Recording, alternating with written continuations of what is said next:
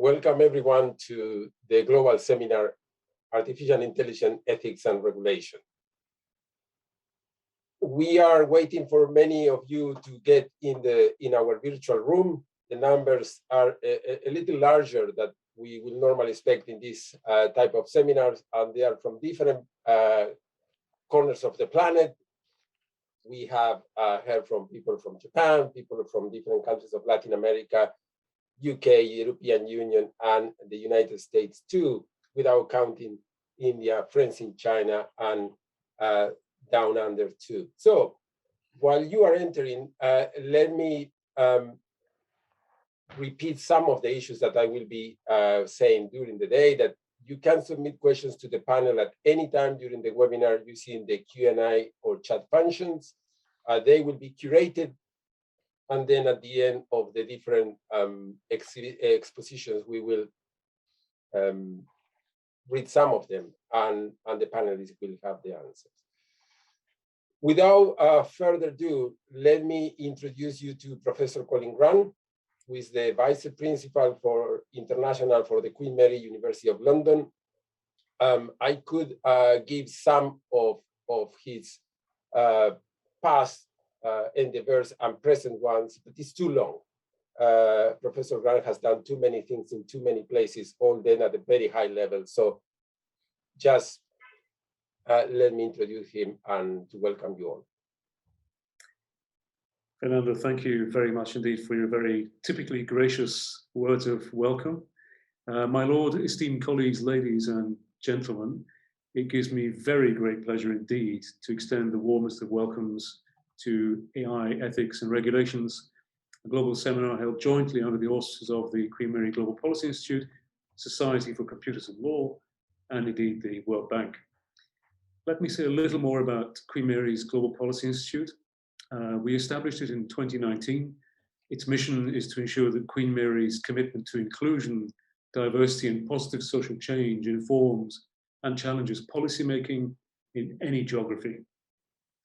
To this end, the Institute takes Queen Mary's world-class research and helps to translate this expertise into positive social and practical impacts by addressing urgent global problems across a range of different areas. Health recovery and reform, never more relevant. Rights, inclusion, and diversity, never more relevant. Resilience and sustainability, also never more relevant.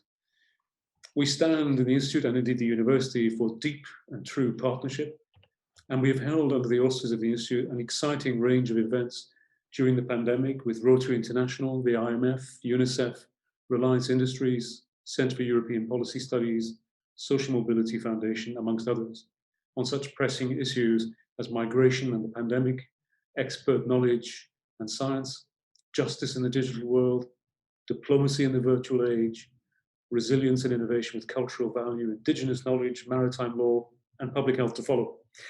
Do join us, that's the short version, do join us for these future events and engage with Queen Mary Global Policy Institute.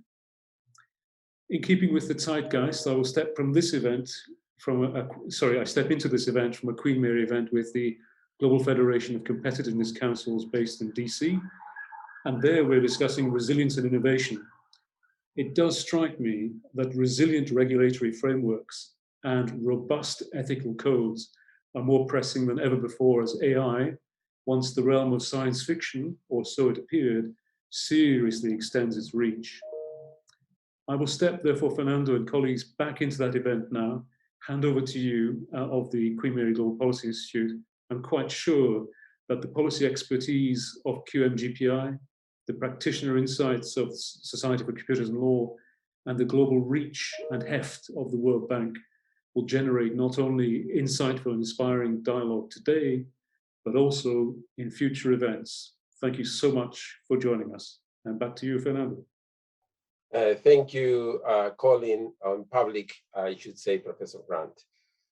Thank you very much. And as Professor Grant already has mentioned, the reach, the composition, and the short but deep history of the Queen Mary Global Policy Institute, it is my time to wear the other hat as trustee of the Society for Computers and Law and tell you that the Society for Computers and Law is a registered educational charity and was established in 1973 to promote the use and understanding of information technology in the context of law.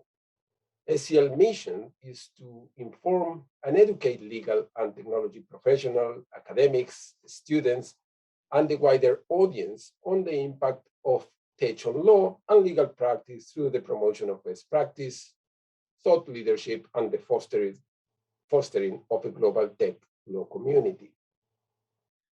SCL membership is rather not onerous for professionals, and it is heavily discounted for academics. And for students, trainee solicitors, trainee legal executives, and pupil barrister worldwide is free of charge. So as a trustee, I hope that I will see many of you joining us. Important also is will be joining us in the next SCL annual conference that this year will mix the issues of tech law with sustainability as other of the pressing issues that we are facing in the planet. Probably you will argue that the World Bank needs not introduction, and we might all agree with that. But taking into account that you are joining from a part of many of you are joining for parts of the planet where either it's too late, as in Japan, or too early, like some places in Latin America, probably you are in sleeping mode. So it's just a reminder of what the World Bank Group is. So the World Bank Group is one of the world's largest sources of funding and knowledge for developing countries. It consists of 5 institutions with a shared commitment to reducing poverty, increasing shared prosperity, and promoting sustainable growth and development.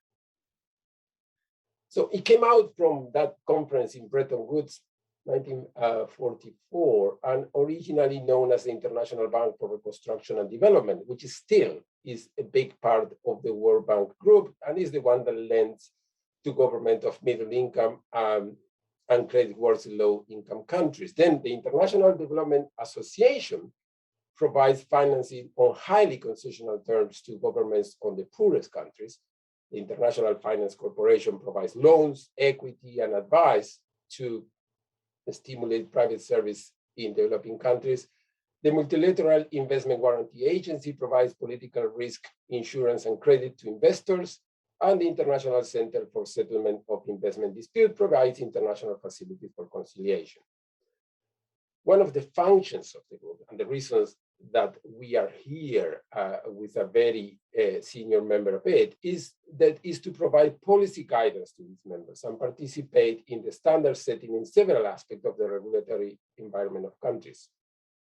Those of us who have been lucky to be in contact with the information and communication technologies legal team know how valuable their work is in this field.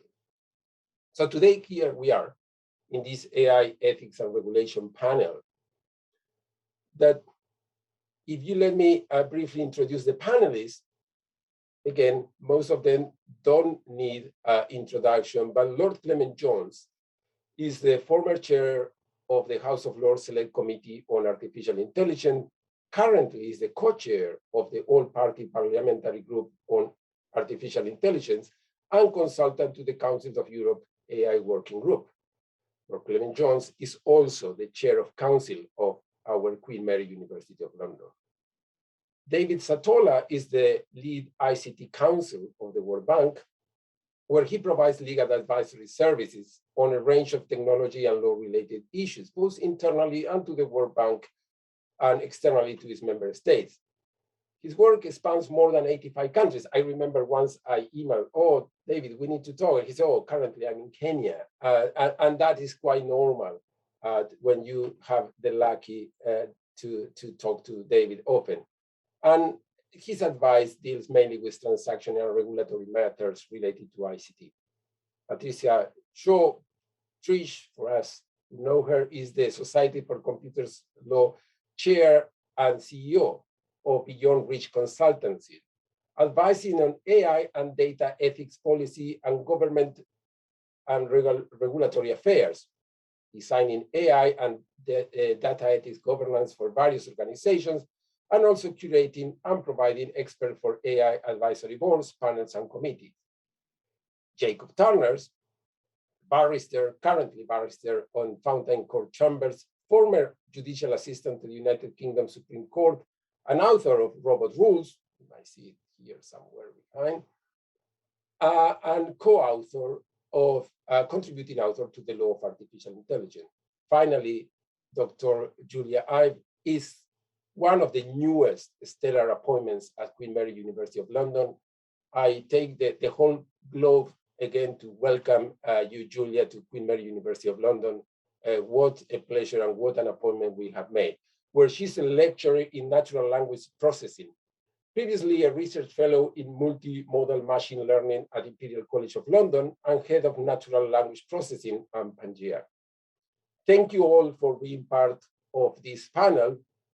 And let's not forget to say thank you and be very grateful to Coran Darling, a trainee lawyer at DLA Piper, for assisting with the curation of the questions during today's event. So how this is going to work?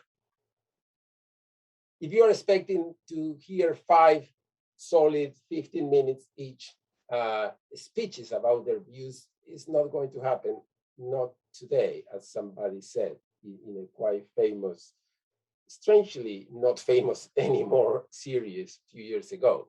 So we were going to have 3 main questions, and each panelist will give their views related to those questions or themes in 5 minutes. At the end, we are going to listen to your questions, and we are going to all try to close this together. Because there has been much talk and debate about the need to set up these ethical rules for the use of artificial intelligence in different sectors of society and economy. Now, to all of you, to all of the 5 panelists, what are your views in relation to the establishment of such rules, taking into account the possibility of enacting simply a regulatory framework for artificial intelligence? Let's start with the only non-lawyer in the panel, and probably the one who actually knows something about that. Julia, please, what are your views on this topic? Thank you so much, Fernando. Thank you so much for the question. So as an AI researcher and developer, I do believe that ethical norms with respect of usage of AI should be established, and they should stem from our AI community, because we build AI. We have the best understanding of how AI works. We are well positioned to establish ethical norms for AI, and then the legal framework should follow on the top of our well-defined norms and regulations. So regarding our ethical norms within our AI community, I think the most important for us is to establish a unified framework to assess interpretability, fairness, and privacy of our models. We need to further encourage and promote responsible research, so that researchers will think how their models will be used, how they could be misused, what are the long-term consequences of using the models. And this should be done across tasks and across models.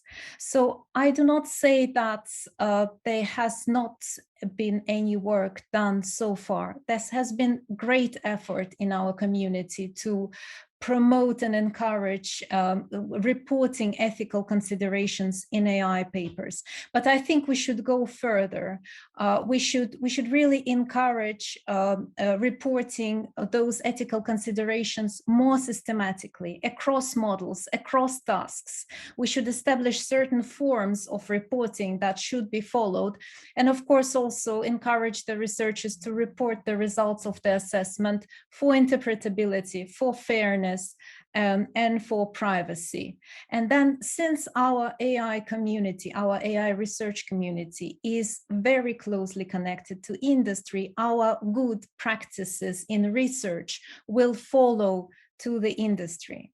I think considering the impact AI has in our daily lives, our AI community should work based on ethical principles in the similar fashion as the medical community. And like in the medical community, we should have internal regulations for best practices and for consequences. And when something goes wrong, there should be consequences within the community for some effects of the usage of the AI. And then, of course, in a similar way as in the medical community, there should be a legal framework on the top of our internal framework that should address those consequences as well on a different level. Thank you. Thank you, Julia. Lord Clement-Jones, you've been there in the creating regulations. What are your views on this? I had a great deal of agreement with what Julia had to say, Fernando. And I just want to say what a pleasure it is to be with you and the panel today talking about these issues, which are fundamental. I mean, the central point that we made in our original House of Lords Select Committee report is that trust needs to be established in AI systems, particularly in its more intrusive forms. And in a sense, that is the backdrop, I think, because I think if you're going to regulate and you're going to set out ethical principles, you really need to understand why there is that justification, that societal justification. Because otherwise, I believe, and our committee believed, that there would be a reaction against this kind of technology. And of course, one of the reasons for that is that the narrative around AI is so heavily polarized. And you'll remember that people like the late Professor Hawking talked about AI being the best or worst thing for humanity. Elon Musk has described it as more dangerous than nuclear weapons. And you only have to look at the response to our original Select Committee report. We had the Mail Online say about our conclusions that we needed ethics around AI. Killer robots could become a reality unless a moral code is created for AI, peers warn. And then we had a headline in The Sun, Lies of the Machine, boffins urged to prevent fibbing robots from staging Terminator-style apocalypse. Well, you know, when you're faced with those sorts of things, and of course, Jacob has written one of the important books on robots, but of course, that is robot law, but that is what the tabloids take hold of. They take hold of the narrative, which is in many cases, you know, 2,000 years old, 3,000 years old. If you look back to Homer and the way that they describe, you know, alien creatures who are effectively robots. So it derives from the autonomous nature of AI systems. These are different from computer programs. And even if they're not yet super intelligent, these neural networks are more sophisticated than ordinary computer programs because they learn from experience. And so we concluded that we needed to seek to actively shape AI development and utilization, or risk passively acquiescing in its many likely consequences. And that's, in a sense, leads us to the cardinal principle that AI must be used for the benefit of society.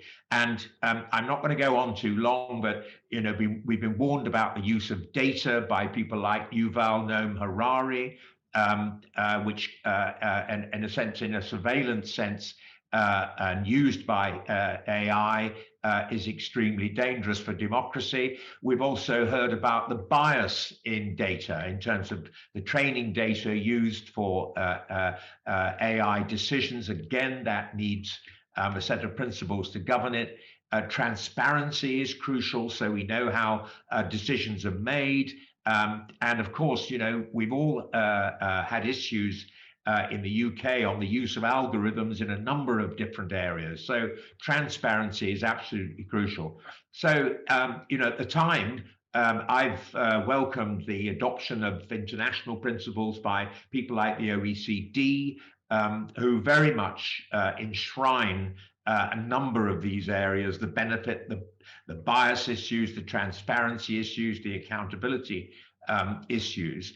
But at the end of the day, it's become clear that voluntary ethical guidelines, however much they're shared, are not enough to guarantee ethical AI. And there comes a point where the risks attendant on non-compliance are so high that policymakers really do then have to think that certain forms of AI development and adoption require enhanced government. And our next report, No Room for Complacency, from our House of Lords committee, we said that the time had come basically for the UK government to move from deciding what the ethics are and on to how to instill them in the development of AI systems. And we concluded that you needed effectively two sets. You needed regulation for the ethical design and development of AI, and then you needed a separate set of regulation for the ethical procurement and use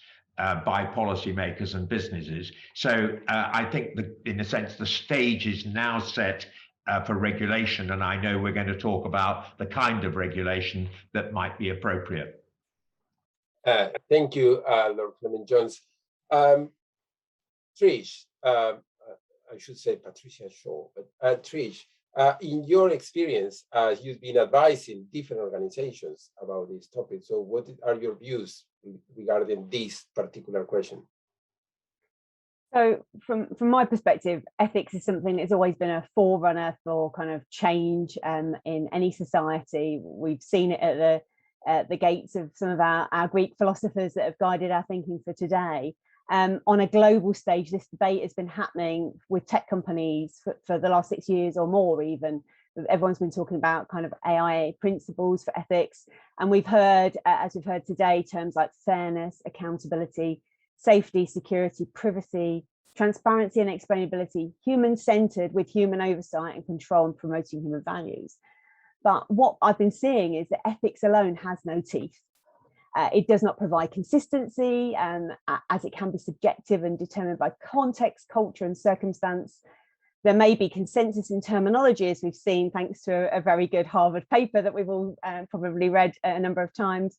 But that does not necessarily equate to a common definition of what each term actually means in practice, particularly when I mean interdisciplinary practice. So what fairness means to a statistician may be very different from what fairness means to a lawyer.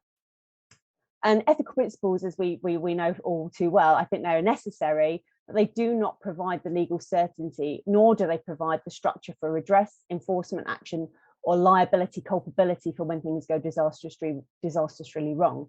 So fundamentally, I think what ethics does, it provides us with direction and the guidance that practitioners need, and companies need to kind of build their own governance structures, build their ex ante approaches to ensure that those disasters don't happen, but also then to guide our ex post audit for after the event as well, to see how it happened and why. But the law provides that protection. This is, I think, where law has to step in and does step in. But the challenge is how we create that law, which is technologically agnostic and flexible enough. We've heard from Tim Clement-Jones, we have to look at the kind of design angle of things and the procurement angle, because many businesses have both the design, the development, the deployment, the ongoing monitoring, and the decommissioning to think about. That may not even be within the same organization. They may procure it in at various different stages of that AI life cycle, and they may be a different part of an AI ecosystem in a particular sector as well, depending on where they sit.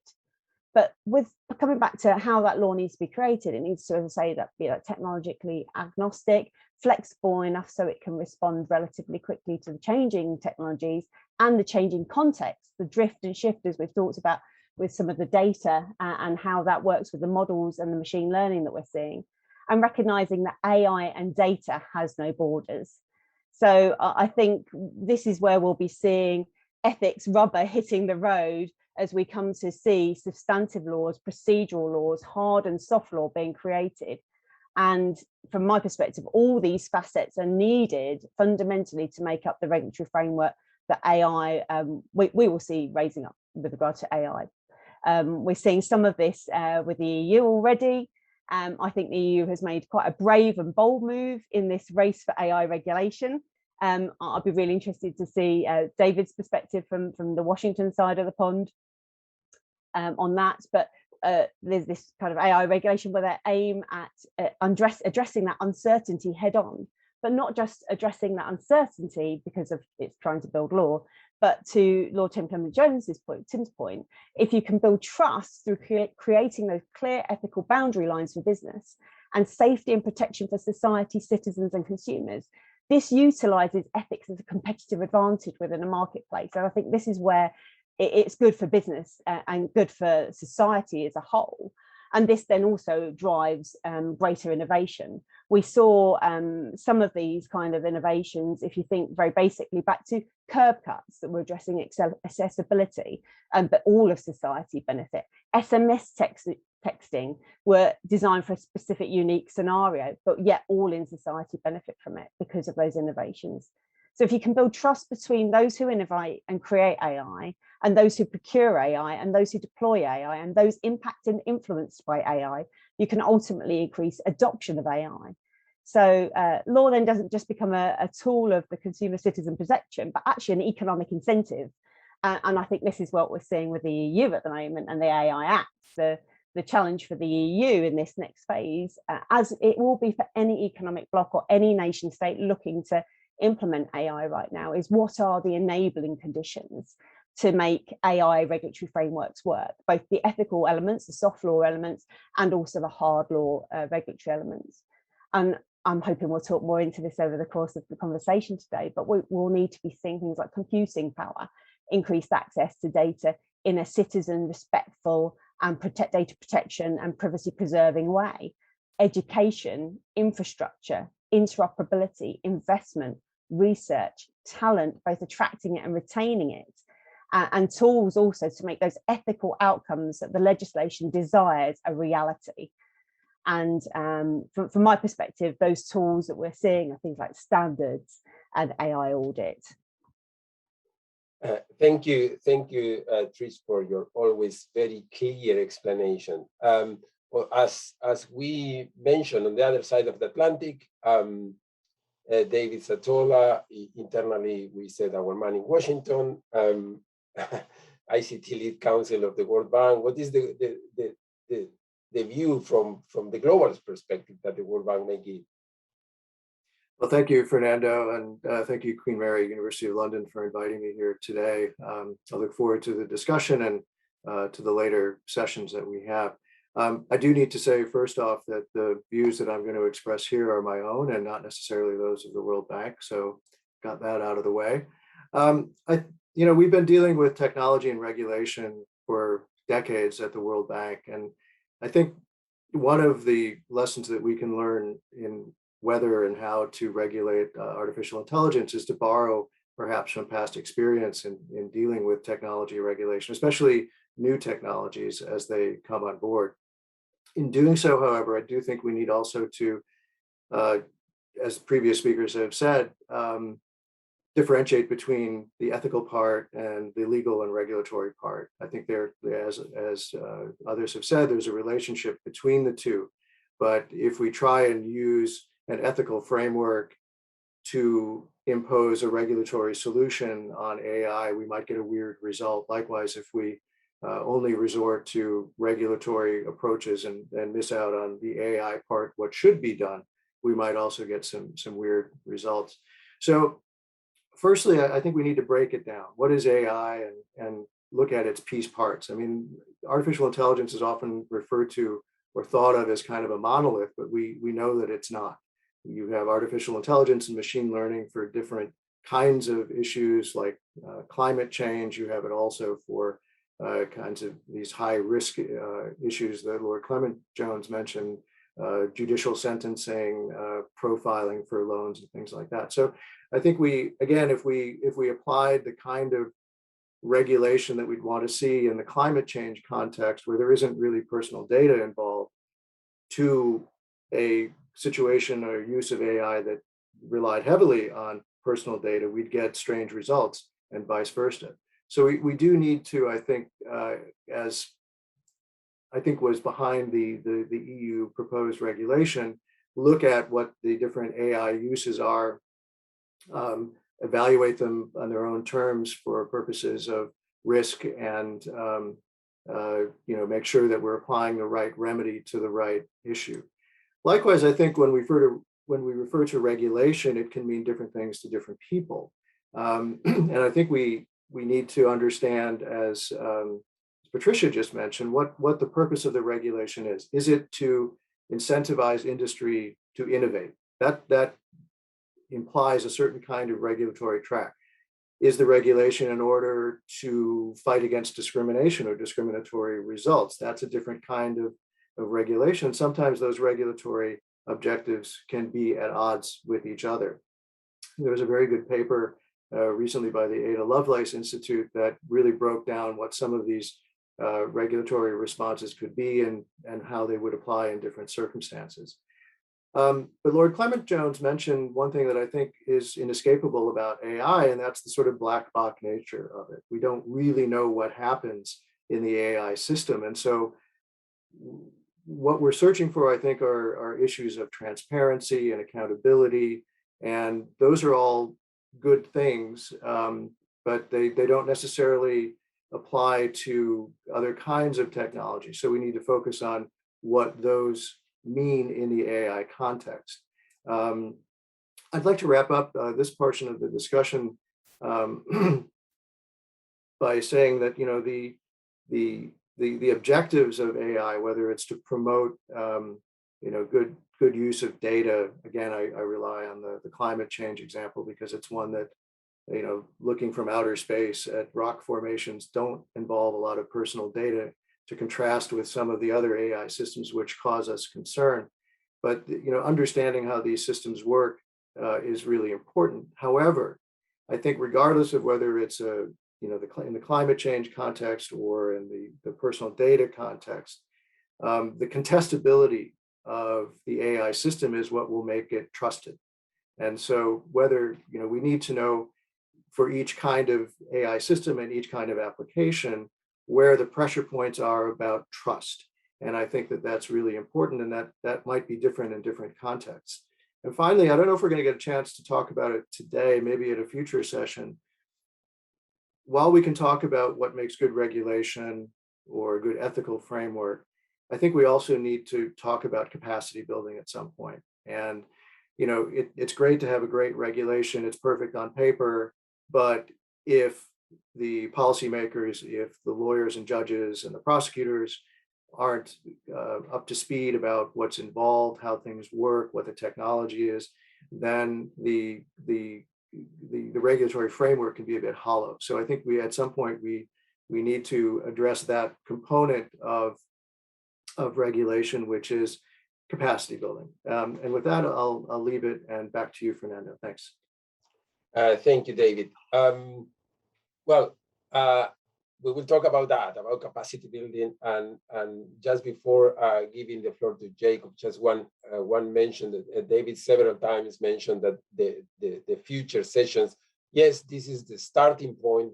We are going to have a series of AI sessions that will last more than a year. So thank you for reminding that was some sort lost in the introduction. Jacob, you wrote it when we were talking about, you were writing about. So what are your views on this? Thank you, Fernando. Thank you also to Queen Mary University for hosting this event, and to everyone who has joined from all around the world. I am in the slightly invidious position of being asked to give my views after we have all heard such a distinguished panel give their erudite and informed opinions, many of which I strongly agree with. I'll try to add my views on top of theirs. In my view, there are three elements to a regulatory framework for AI which all need attention. First, there is the need to instill ethical values in the developers of AI. I am a strong proponent of professionalization of AI developers, engineers, and data scientists in the same way that other professions which are opaque and potentially dangerous to the public if misused are regulated. For example, medicine, law, accountancy, and so on. And this very much ties in with the comments of Julia at the very outset. Secondly, we need regulatory frameworks to translate AI ethics into practice. There is, as has already been mentioned, a reasonable amount of agreement at a high level on what AI ethics people are looking to achieve all around the world. But when you start to get into the detail of how you implement that in practice, it becomes significantly more difficult. And we are now starting to see the first legislative attempts at that. For example, the EU's AI Act, but also China's recent algorithm recommendations draft regulation released just a couple of weeks ago. Thirdly, we need to develop ex post mechanisms to deal with who is responsible if AI causes harm, and also something which has not yet been discussed in this conversation, who is the owner, who is the beneficiary if AI does something which is positive, which is helpful, which might have an economic value. At present, existing laws are not designed for the agency of non-humans, and we now have that with certain types of AI. So in my view, it is a combination of these three things which we need to try to achieve. Thank you. Very precise, very barrister type, if I might say. So let's assume, just as an assumption, that there is a consensus about the need to have some form of regulation of AI development and deployment. And I normally try to make a difference between them, and sometimes I do understand that they're interlinked, because by the use, you keep developing and you need to use it in order to gather more data. But well, let's try to separate both stages of development and deployment of AI. So, but going back to the idea that we all in agreement, it doesn't matter whether it is true that we need to regulate AI. What should be the basis of such regulatory framework? Let me start with someone that's been making laws for some time. Lord Clement-Jones, what are your views on this? Well, they're fairly pronounced, Fernando, I should say. I mean, I do think that we need to aspire to a common regulatory and governance approach. And I know it's going to be very difficult to achieve across jurisdictions, but at least if we can agree the approach, the detail of it may differ, but it does mean that at least developers and those who are applying AI solutions get some certainty in how they can operate across the globe, because trade is global. But it does mean, in my view, adopting a risk-based approach to regulation and calibrating the degree of risk which determines what level of governance we need to go to. And we need to assess the risks by reference to a number of areas: the nature of the applications, the context of their use, the potential impact and probability of harm, the importance and sensitivity of use of data, the application within a particular sector. David mentioned, financial services, and I absolutely agree that certain sectors are more sensitive than others. The affected stakeholders, the risk of non-compliance, and something of I think which is going to be of continual importance, this question of whether a human in the loop mitigates risk to any degree. And in that context, I think what the OECD has been doing in terms of classifying work on AI systems, which they carried out by their one AI group, that's come at a very important point. And they, have in a sense, a matrix of context, data and input, AI model, and task and output, which tries to tease out the precise nature of the artificial intelligence system that is being used. And in my view, once you've established the risk elements, and we can go on later to talk about the nature of impact assessment, risk assessment. Where you have relatively low risk, it's perfectly acceptable to have a voluntary ethical code. Where the risk is rather higher, you have enhanced corporate governance. And then what we're really talking about today is where the higher risk applications are involved, we need to talk about comprehensive regulation. And, you can take as an example autonomous vehicles, where, people get worried about regulation, but actually sometimes it can be very positive for an industry to adopt clear regulation. And so I think last year and going forward into this year, the key achievement in the AI field, both in the EU and in the Council of Europe, has been the adoption of an approach to AI regulation, which has been risk-based. We saw the EU white paper, we saw the proposal for a regulation, and I'm not going to unpack that, but they've got 4 levels of risk. They've got certain areas which they think deliver unacceptable risk, and of course that's quite controversial. A lot of the security authorities in Europe, their interior ministers, are going to get rather excited by that, but let's see how that pans out. But there are 4 levels, and I think that is a reasonably proportionate way of doing it. Then, of course, we've got the Council of Europe, who have a rather different lens through which they are seeing things, but nevertheless, it is risk-based, but they're seeing it more in terms of human rights rather than economic and social rights. But they are converging, and I think that's really important. I think, and David can talk to this more than I can, but the US approach seems to be driven much more about the precise AI application. So we've seen a lot of US cities very concerned about live facial recognition.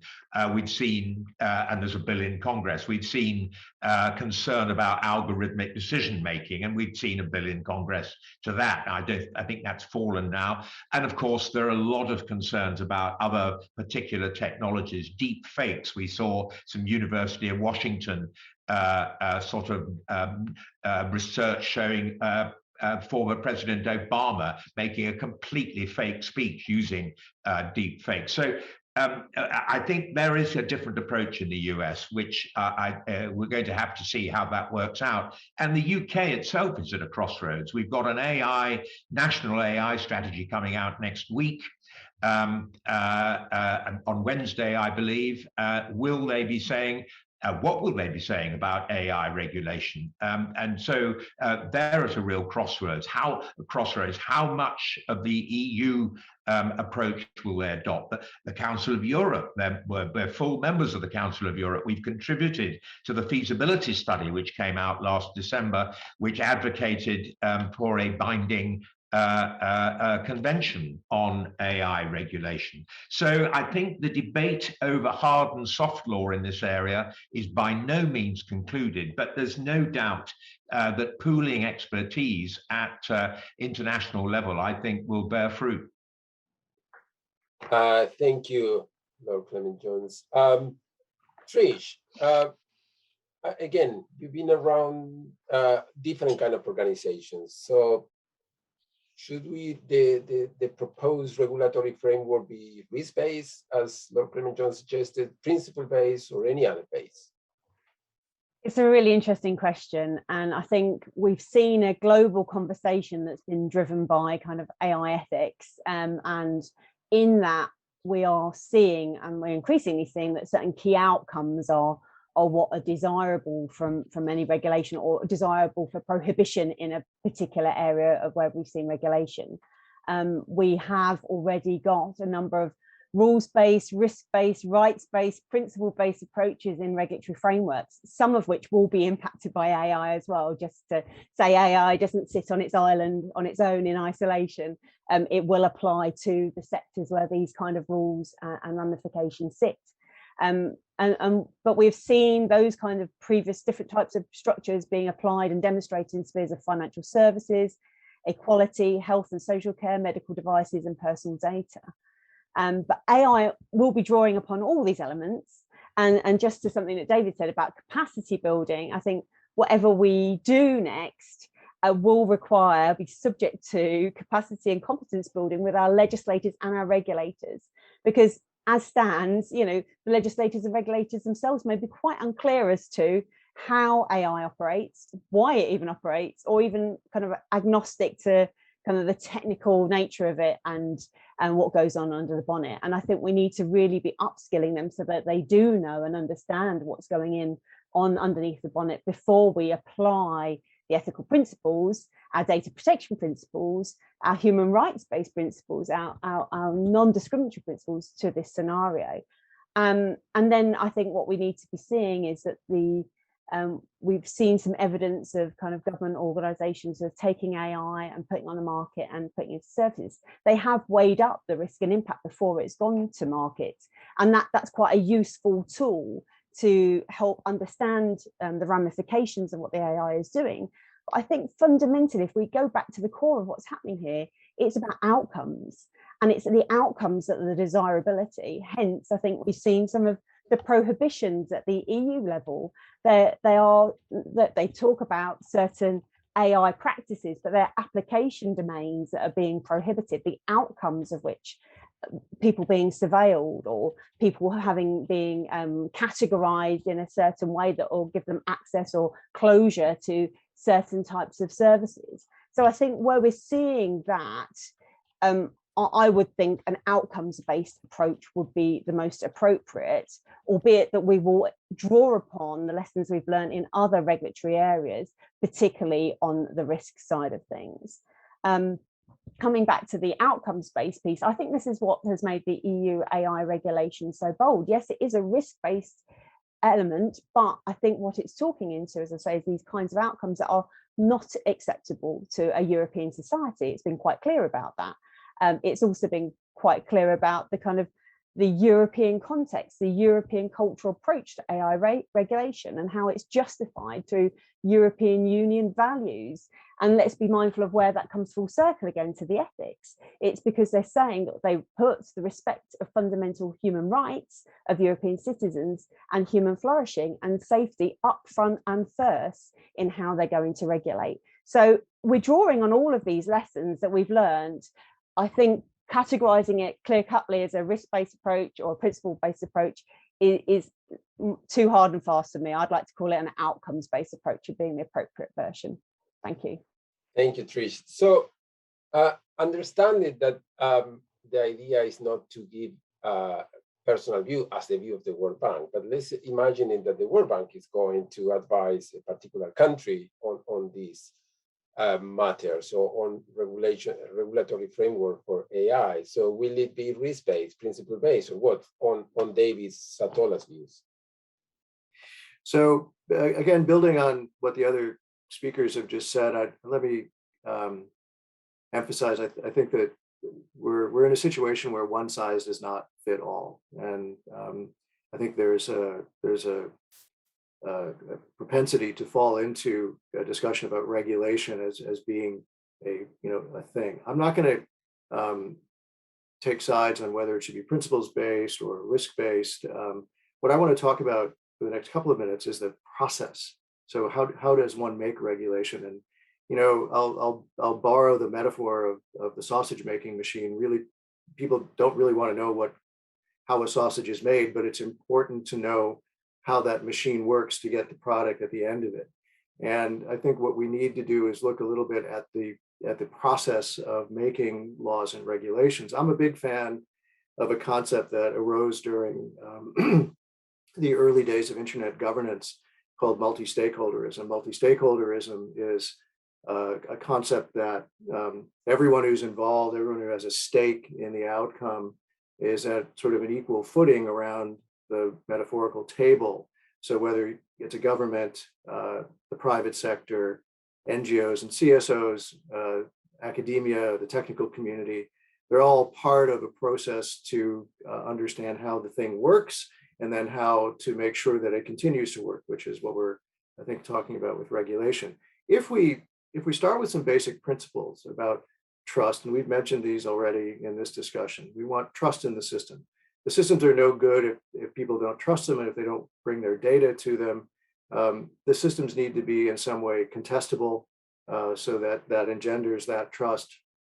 And with trust, you get durability. So with those things in mind, if we can think then also about disaggregating the kinds of AI uses that we have, we might have different stakeholders involved in, say, again, building the climate change AI system, or building the sausage for climate change, or if we're talking about, again, the financial sector, or some other application that uses a lot of personal data, the stakeholders are going to be different. So I think when we also need to disaggregate who the stakeholders are in the different applications to ensure that those who are ultimately affected by it are going to be part of the discussion, so that they feel that they own it a little bit and that they can trust it and use it.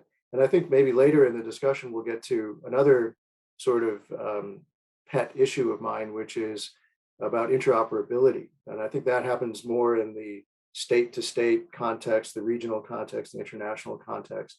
But I'll just plant a seed in this discussion about why that's important for designing regulation. Harmonization is very difficult. I think you have to have something, you have to have a political body with an agreed political sense around it. You have that with the EU saying the policy basis of the EU, free movement of goods, people, and services in the union, full stop. Okay, so with that, we know what the obligation, what the objective is for regulation of AI in that context. We want to preserve certain human dignities, but we also want to promote the industry. Council of Europe is another such system. Every member of the Council of Europe will have a common goal in mind within the construct of the Council of Europe system. They will produce something that is appropriate for their members. Internationally, it gets more difficult, I think, because you've got so many stakeholders who are from the global south, who may not feel that they're part of the discussion about building these regulatory systems, and therefore may not trust them as much. And without the trust, then you have the cascading problems of contestability and durability. So I hope we can return a little bit to that interoperability question later. But for now, there was a very interesting paper that just came out by the Ford Foundation. I believe the author, and if he's online, I apologize for mangling his name, Tenhoven, I believe is how you pronounce his name, gave a really excellent updated critique of the value and role of multi-stakeholderism in the internet governance context. But I think there's a lot that we can borrow from that about what has enabled that to work so long, and that's multi-stakeholderism is the basis on which the internet is regulated today. It's been in place for roughly 25 plus years. It's being challenged all over the place. So the state-centric option is there, but he recognizes that there are advantages of multi-stakeholderism in terms of making sure that those who are affected by the regulation, and that includes the service providers plus the data subjects and the others in the value chain, are brought into a discussion about regulation.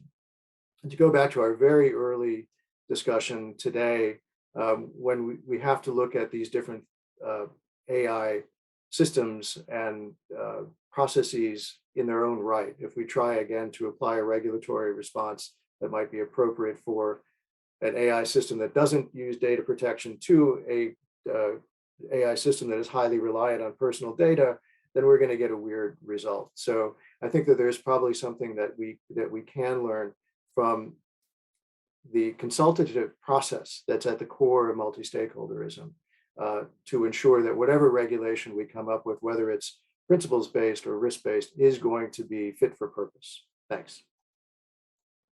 Thank you, David. We are going to go back to this idea of different levels of regulation and who. Now, Jacob, so you were proposing certain aspects that need to be regulated. So when you have those in mind, going back to this, what will be the basis of those aspects that you thought need to be regulated? I think before we get into any questions of whether regulation is rule-based or principle-based, or indeed has any other bases, whether this is at the first, second, or third levels of the types of regulation that I described earlier, we need to ask a prior question. That is, what are the rules that matter to us? What are our principles? What actually matters to the relevant population? What ethical standards do we want to apply? And I think there can sometimes be assumptions by interest groups, non-governmental organizations, tech companies, and even politicians as to what matters to the population. But sometimes those views may lack the legitimacy that can only be achieved from actually having asked people what they want.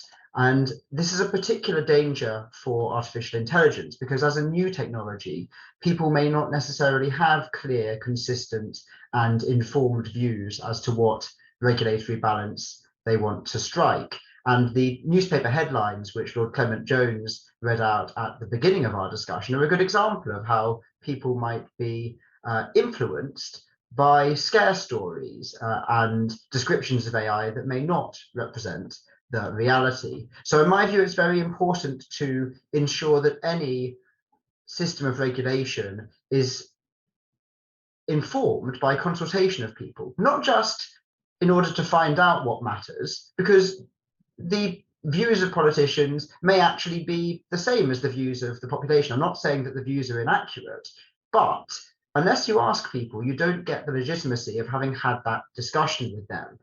This is something which was done extremely well by the Warnock Commission in the UK, which developed the rules applicable to human fertilization and embryology, and helped to establish the regulatory framework which has been extremely successful here in managing what was, back in the 1970s and 80s, when the Commission was first conceived and operated, that was a very complex and ethically questionable new technology, just as AI is today. And the Warnock Commission's work led to the establishment of a very successful regulatory framework and an industry in the UK which has very high levels of trust and commercial success. So whatever regulatory framework is chosen for AI, in my view, we need a similar type of stakeholder and public consultation to inform it. Thank you, Jacob. Yes, particularly some of us has been saying for many years, now we have the technology to consult the people in real time and broadly. Julia, you started this conversation giving your views about the particular relationship between AI ethics and regulation, which you acknowledge that for some aspects will be needed some sort of regulation. So when you were talking about that, what do you have in mind? What will be the basis? Again, this basis, principle basis, outcome basis. What did you have in mind when you were talking about that? Thanks, Fernando. Yeah, I see probably things from a slightly different angle, and I'm not able to assess all the legal peculiarities of the basis of any kind of regulatory framework. And from my mind, again, I see things more from the AI community perspective, and I think we should operate like a community on the principle-based level, that is for sure, and our results, our best practices then should be taken into the regulatory framework at some point when this is needed. So what I feel more in particular with respect to risk-based and principle-based approaches, I know that the risk-based approach has been recently accepted by you, and I think in the long run, however, it's very difficult to foresee all the implications of AI in the society. So it is very difficult, for example, to foresee the long-term consequences of people communicating with chatbots. What will be the effect on their mental health state? What they will be the impact on their psychological condition? Because there could be a great deal of misunderstanding and thinking that there is some person, some emotions, some empathy behind the words of a robot where there is not. And what kind of effect that could have, even thinking in a more long-term effect, the usage of, for example, machine translation systems. So the quality of the language that is outputted by those machine translation system is different from the language we speak. Which kind of implications the usage of this slightly modified version of our natural language will have further on the development of the society, on the communication of people. This is very difficult to say now, and probably the only thing I can emphasize from my perspective here is that researchers need to record. They need to be very responsible to think about those things, to record those things, the potential risks, then discuss again with stakeholders, discuss with different people, discuss with users, explain more what we are trying to do, what we are trying to achieve, and then see views from different angles on our tasks, on our models, and again, constant monitoring and reassessment of how the model is used. What are new risks? What are new things that are implied from this usage? Thank you. Thank you, Julia. It is good to hear from someone who actually knows about the topic, as I always say. So when we think about AI regulation or ethics, in the same way that almost every aspect of information and communication technologies, so AI have this challenge to the domestic regulations of its activities. Many things that we've been mentioning go clearly across borders, and as was also mentioned, not every region has the regulatory setting powers of the European Union. So which will be the role of different levels of potential regulatory bodies for all of you, thinking about local, national, regional, or even global. So let's start with the global. Let's start with David, who is in a global institution. So what could be the role, and probably this will allow you to go further in your idea of multi-stakeholderism that we have here represented, by the way. Yeah, thanks, Fernando. Let me kick off the discussion by saying I think that what we witness in our work, because we're engaged primarily with developing countries, that there is increasingly a kind of an AI divide out there. And let me just give you a little anecdote. I was at a session of the Council of Europe just before lockdown, and one of the delegates from an African country that had just gone through elections at the time was complaining that they thought that certain social media platforms were being used to disseminate fake news. And his worry was that there was nothing that they could do domestically to affect the private sector provider, which was a continent and a couple of oceans away. And that was a real problem for policymakers and legislators and regulators, that they could come up with things, but without effectively being able to implement the regulations, that was a frustration for them. So that I think we do see this occurring. I think we see it occurring, this sort of AI divide occurring also in the rulemaking or regulatory process around that. Those who are most affected by it are least able, in a way, to assert their rights or to assert their position. So let me say that, secondly, I don't think that artificial intelligence regulation or regulation in general exists in the abstract. It's a function of a policy decision taken by whatever level of government. That policy is then embodied in law, and then the regulation is in place to give effect to the law.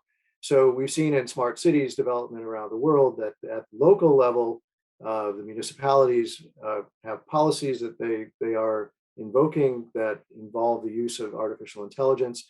And as you mentioned in your opening remarks, some of those have gone well and some have gone not well, depending on what side of the divide you're on. There's some great examples from Europe, Amsterdam, Barcelona, other cities where there have been developed community councils that effectively oversee and kind of are a check against some of the applications. But then also we see the failed attempts in Toronto and San Francisco to deploy artificial intelligence, mainly through the use of facial recognition technology, that were effectively shut down because of opposition to those. So at an international level, it's hard to get detailed enough, I think, to have the kind of granular effect that we might want to see at the local or municipal level. I mentioned earlier the sort of regional efforts, the EU, the Council of Europe, for example, where there's a common objective to be achieved. And so there's a reflection of that in the policies that are adopted and then the legal instruments that are formed as a result. So I'll return to the point that I made in my last intervention about interoperability, which I think is a very important point. It's if we want to enable countries that maybe have a small population and therefore not enough data to develop their own AI industry, but enough data that could be of interest to an outside provider, how are they going to be involved in a discussion or in a cross-border regulatory environment? There are problems that we're working out with those kinds of issues that are not really that different than earlier discussions we've had about other kinds of international regulation. I think, again, the challenge for AI regulation relates to the application of AI systems that rely on personal data. And that I think is what creates the consternation for all of us. When we're talking about AI regulation for climate change, that's probably an easier one to deal with at an international level. The stakeholders are different. The stakeholders are probably fewer in number. The providers are probably fewer in number. But again, that doesn't mean that they can't or shouldn't come up with systems that are contestable within that environment. I think I'll leave it at that. I'm conscious of the time that we have. Very happy to take up questions as they come up. So thanks very much. Thank you, David. Jacob, going back to you and to your the ideas that you're expressing. So which level are we talking about? Are we talking about domestic, regional, global, or is a need of all of them? In my view, it's a combination. Certainly at a high level, international coordination is necessary, I think, to have any kind of system that is going to be both capable of protecting members of the public, but also workable for organizations that are seeking to provide AI technologies on a cross-border basis. And as has already been mentioned by many of the speakers, AI does not know boundaries in terms of geographic and physical boundaries in the same way that other technology can be more locally regulated. I generally think that there is a high level of coordination in terms of what values governments and other bodies wish to promote. If one looks at the proposed regulation coming out of China, the proposed regulation in Western Europe, the proposed regulation coming from the US and Canada, not necessarily yet at a federal level, but certainly from organizations based in those countries, there is a high level of agreement as to what is wanted. So I am relatively confident that this can be done.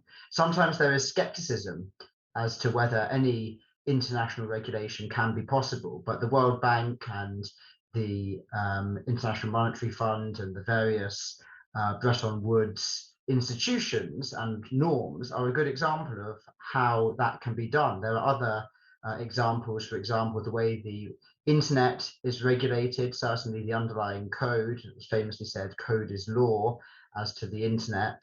The law of the sea is another good example of a international set of regulations. Likewise, space law, which was developed at the very height of the Cold War in the 1960s. All of these things are examples of how new technology, at least in the case of space, can be regulated, likewise with the internet. So I'm relatively confident that it can be done. As to whether it will be achieved, that's a different question, and will rely on coordination and cooperation at a political level. But I think broadly speaking, we are likely to arrive at similar rules across different jurisdictions, even if they don't specifically say our rules are the same as jurisdiction X, they're likely to have the same substantive content.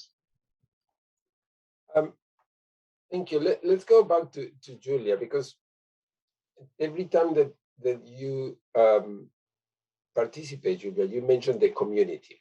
So you mentioned the AI community. So the question is, this that David and Jacob are talking about, that the agreements that we can see, is the community in agreement? And and is the community local, global, domestic, or are they tribes in the community, which could make difficult the getting this consensus? Yes, Fernando, thank you for the question. That is exactly was my intention to mention that. So I think that community is going towards this direction to have the unified view on the interpretability, fairness, and privacy of our models. I do not say that that there is already something that is already established, but we are going towards that. And the community is very strong. So now, for example, we do not accept papers without ethical considerations. And this actually, since papers are coming both from research and industry, this will exclude the members out of the community, those who do not follow these best practices.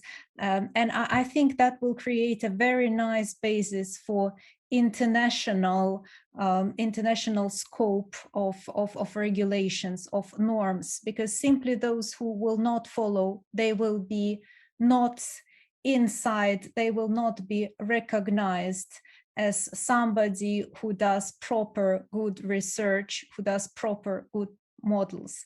Also what I wanted to say in terms of the local regulations, in my mind, of course, they should be differences, and this could be cultural, for example, or this could be with respect of such point as transparency. So this point, I can totally understand that, again, within the community, we need to establish certain level of transparency of the reporting, interpretability of the reporting, that this norms that our models should correspond to. But then, of course, depending on some business rules in some different countries, these norms could be to a certain extent adjusted locally. I do not know, maybe less in terms of fully open sourcing codes for some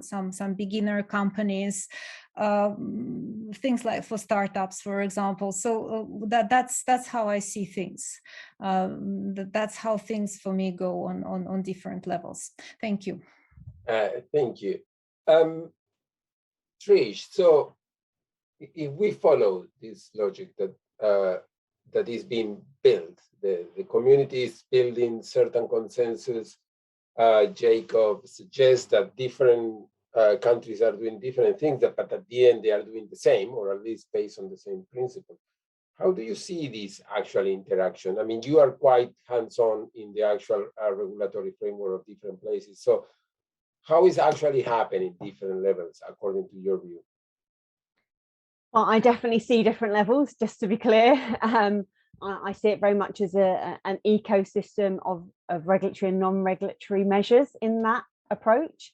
I see that both at intranational, as we've pointed out, at a national level, and a kind of intergovernmental level, more localized level within a nation. And then we can have comparisons then on a corporate level and how corporates then respond to this, and then how the end users and we as a society respond to this. So very much to David's thinking, multi-stakeholderism must be a part of this. But for this to all work, we need cooperation, communication, collaboration, and coordination. And I think we can apply that to all those levels that I've mentioned. I just want to mention coordination, particularly when it comes to the contestability piece that David's mentioned earlier on. If we're going to put in any kind of redress mechanism of complaints, we need to be able to have that coordinated approach to understand really what, how, when, why, and who is going on relating to a complaint. Because we've got to be clear that AI doesn't just appear on its own in one scenario. It can be applied in a number of different use cases, to Julia's point earlier on, cross models, cross tasks. And so we need to unpack that. And that may mean that it's not just impacting one environment, it may be impacting one population, it may be impacting a number of populations or subpopulations to that. And I think with all of that, what that will require is organizational and structural infrastructure at an intragovernmental level and national government level, as well as between regulators. And we're starting to see that certainly here in the UK. We've got bodies like the Office of the AI Counsel, the new digital forum that's come about, the Centre for Data Ethics and Innovation. They're all looking to collaborate and to build capacity, to build learning, to have cross-learning, and and also with our regulators forum, that we have international intra-regulatory discussions so that they can see where are the touch points, where are the hotspots, how can we learn from each other, because we're seeing a great deal of upskilling within the likes of the ICO because of the data protection very clearly being as a one point of most contestability, where we can see privacy being at stake, but also we're seeing some upskilling also in the likes of the Financial Conduct Authority and also in the Competition and Markets Authority, and they're having to be upskilled, and because they are having to not only engage with the bodies that are going to be affected by this, the industry, the businesses, small and large, but they're also having to be able to recognise when is there a point, if law were to come into play in this area, when is this causing harm, when is this causing a risk, and when is it actually beneficial for an economy, for a society, and for that particular industry, and for people ultimately. So I think we're going to see more and more engagement with national, regional, and local bodies on that regard. We'll see much more working with industries and industry bodies, businesses, and as I mentioned, we must not forget SMEs in this equation. It's going to be so much easier, and this has been one of the complaints I think from the EU AI regulation so far, is the cost of compliance. It will be much easier for larger bodies to comply and put the structures, because they have the governance structures, they have the checks and balances, they have the teams of people who can assess and check and corroborate each other's learning, and put some element of friction in the process so that they can check and internally audit before it even goes to market. Smaller SME startups don't necessarily have that advantage, and that's where I think we'll probably see a need for more hubs and for help in investing and upskilling SMEs and startups, and particularly those that come out of incubators and accelerators. I've talked about, and David's talked about, capacity building, but we need to be upskilling and training our legislators, our regulators, and our public servants. We know that some of the problems in procurement in public sector have come from those who are looking maybe more for best value and not so much about the representational or group harm that might be caused by an AI system, or indeed an advanced algorithm model that may have applied to an educational certification in this country, and also to be thinking about the cost and opportunity costs of AI in these areas, and whether that's a balance worth taking and a risk worth taking. last but not least, I think we need to see a lot more engagement with stakeholders at a grassroots level. I think, to Julia's point, we need to be seeing our community of data scientists, computer scientists, designers, programmers, all coming together, legal people, risk people coming into the equation, and that's certainly at a industry level. But at a public level, I would like to see much more civic participation. And this is where I think we're going to need to see a shift in our education system, and potentially in the culture of how we ascribe value to public civic participation. Because how will we know what kind of harms or risks there may well apply to a certain AI application if we haven't got that lived experience, if we've got our own narrow view? And this is where the multi-stakeholder approach, the interdisciplinary stakeholder approach, the diverse and inclusive and equitable audiences that we need to bring into the equation so that we can understand and learn from each other's lived experience. So, and sometimes, as I've often said, you know, the most expert person in the room may not be the one with the letters after their name. They may be the one who has this unique lived experience, whom an AI system is going to affect particularly and uniquely, but not just them, it'll be others like them. And I think we've, perhaps if anything, we've learned some of that with the disproportionate outcomes that could have been seen and have been seen by COVID. And therefore, to my end, you know, AI cannot be looked in isolation. We need to understand all those component parts that make up the AI system. So the data, the model, the algorithmic code, and the people. And as that whole ecosystem comes together, we also need to look at the, and to David's point, when we bring this back to a global level, about how this plays out in terms of power and in terms of empowerment and disempowerment, and how, or if a geopolitical divide is occurring or some kind of societal divide, because as an outcome, we certainly do not want to have swathes of the world being seen as data harvesting areas and swathes of the world being the AI superpowers. We want this to benefit all in society, not just at a national level, but potentially also at a global level. Thank you, Trish. Lord Clement-Jones, so you've been in the House of, you are in the House of Lords, and you also have been consulting with the Council of Europe. So you've been in the different levels. What are your views of these different levels? And I want to add something to it that relates to what David was mentioning, that the difference, the gap that are between different jurisdictions and countries, and whether when thinking about the regulation, in Parliament, there are all these levels in mind, or it tends to be a more domestic setting, what you have in mind. Thank you very much, Fernando. Well, I just want to pick up the first of the common themes, which really has been about stakeholder consultation, engagement, and so on. Absolutely crucial, and that has run through what nearly all the panel have talked about, because without that, and we come back then to the question of public trust, not only in the technology, but in the way that the technology is being regulated, the way that data is being used, and so on. Absolutely fundamental to all this. And I wanted to draw the example, which we did in our original report, between the way that, and Jacob was very eloquent on this earlier, the fertilization and embryology culture, if you like, that was developed with societal buy-in directly as a result of the way that that engagement and communication took place through the Warnock Review. The contrast with GM foods, where the same did not take place, could not be stronger. And what we want is the former, not the latter. So we've got the models, and we've got to make sure that we avoid the GM food situation. We were very conscious of that. And part of that is the whole question of ensuring digital literacy as well. You know, it's not just about consultation and engagement. It has to be informed consultation and engagement at the same time. And, you know, I'm an optimist like Jacob and Julia, perhaps not quite as optimistic as Jacob. He's got a fantastic last a chapter at the end of his book on, you know, what's possible in terms of international agreement.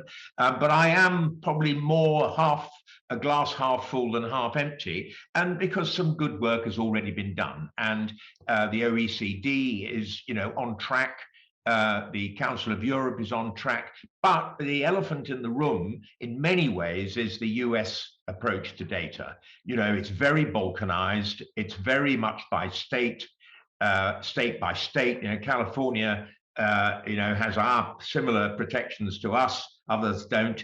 But I take comfort from the fact that large American companies like Microsoft are really treating the GDPR as the gold standard. So in a sense, it could be that if we deliver the right kind of proportionate regulation in Europe, you know, across the board, then that becomes, if you like, the gold standard for people like Microsoft. Well, I hope it does, but I'm not completely convinced that that's the case. And we've seen that the UK now seems to be keen to diverge from the GDPR, which is a real problem. Because they don't think, they've indicated that they don't think having a human in the loop when the automated decision making takes place for crucial, critical decisions is something that needs to be insisted on anymore. But anyway, or before explanation takes place. So we'll have to see what, we'll have to see how that pans out. There's going to be an awful lot of discussion about that. But I didn't want to talk so much about the different approaches because I wanted to bring various things together in terms of what I think the common factor amongst the, if you like, the international community and the various regulators in the UK could be. And for my money, that is a recognition of the necessity to have tools for impact assessment, audit and monitoring, which can assess ethical or regulatory compliance and can be tailored to different risk appetites. There's great work we've seen from the ICO and the Turing. That's fed into the Council of Europe work on their feasibility study. And even if not mandatory, I think they'll become increasingly the norm because it's clear that these tools for accountability can help AI actors to develop and deploy AI systems, which then become trustworthy, and you can kite mark them. There are, you know, a number of different approaches to that, you know, then you can see how they work in terms of the calibration of risk, because you'll have done the work on the risk assessment. And I think there could be wider application in jurisdictions, which, you know, even where there is no hard regulation, this could be used certainly by those in those jurisdictions, and therefore there could be a commonality of the way that we deal with this as between Europe and, say, the US and Canada.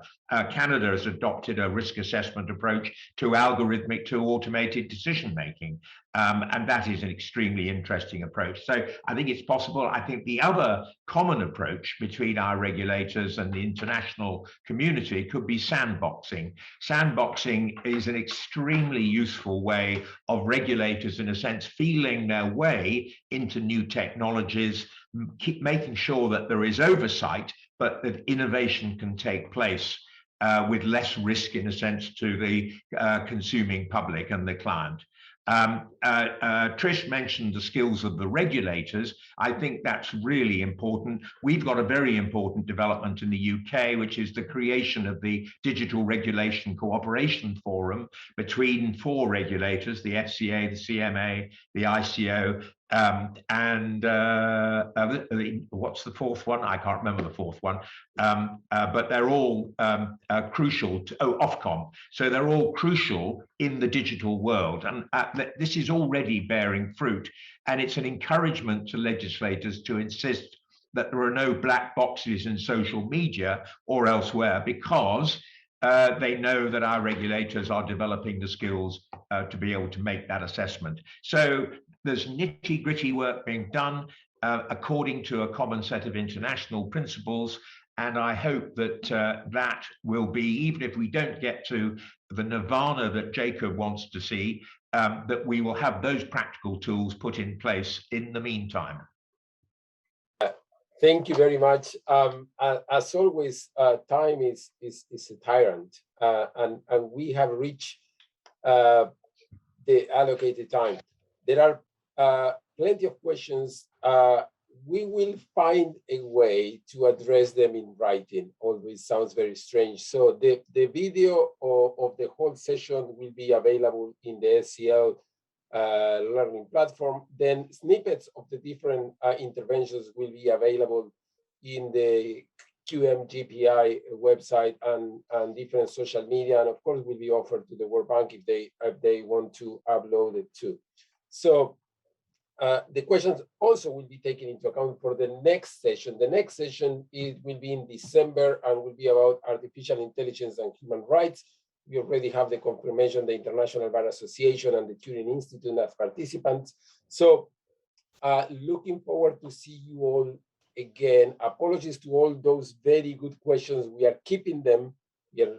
Nothing has been wasted, and the discussion was very good in the chat too. Thank you again, Julia. Thank you again, Trish. Thank you, David, Jacob, and thank you, Lord Clement-Jones, for your participation. And look forward to meeting you all again here and hopefully face to face in the very near future. The time is up, and it's been a pleasure to be with you in this hour and a half. Thank you, Fernando. Well done. Thank you, everyone. Thank you, everyone. Thank you so much. Thanks, folks. See you all soon. Thank you, everyone. Happy regulating.